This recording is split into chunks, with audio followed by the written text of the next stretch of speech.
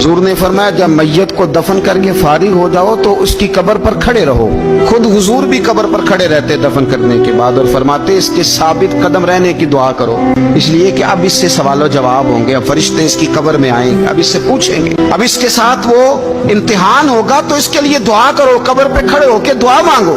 एक हदीस में फरमाया कि इतनी देर दुआ मांगो, इतनी देर दुआ मांगो कि जितनी देर ऊंट ज़िबा करके खाल उतार के गोश्त बना के, ऊंट ज़िबा करना सबसे ज्यादा मुश्किल है, ऊंट ज़िबा करके खाल उतार के गोश्त बना के बांट देते हो, इतनी देर मरने वाले की कब्र पे खड़े रह के दुआ मांगा करो, क्योंकि अब फरिश्ते आएंगे, सवाल जवाब होगा। मुसन्नफ अब्दुल रज़ाक में हदीस है कि एक बंदे को सिर्फ एक कोड़ा मारा गया था कब्र में, तो उसकी सारी कब्र में आग भड़क उठी। तो पूछता है कि ये एक कोड़ा मुझे क्यों मारा गया? तो उन्होंने कहा एक वजह तो ये थी कि तू पाकी पलीदी का ख्याल नहीं करता था, और दूसरी वजह ये थी कि एक दफा एक मजलूम ने तुझसे कहा था मेरी मदद कर, और तू मदद करने पे कादिर था, तेरे अंदर हिम्मत थी, पर तू उसकी मदद के लिए तैयार नहीं हुआ। वो हमारा मशहूर फिक्र है ना कि सानू की लगे पराई लड़ाई पुराई आगन वसी घर क्यों ले आइए। तो वो जो हमारा खास मामला है ना कि किसी की मदद नहीं करनी, वो हमें खराब करती है, हमारे हालात बिगड़ जाते हैं। मदद करने पे कादिर होते हैं पर किसी मजलूम की मदद, एक कोड़ा लगा तो पूरी कब्र में आग भड़क उठी।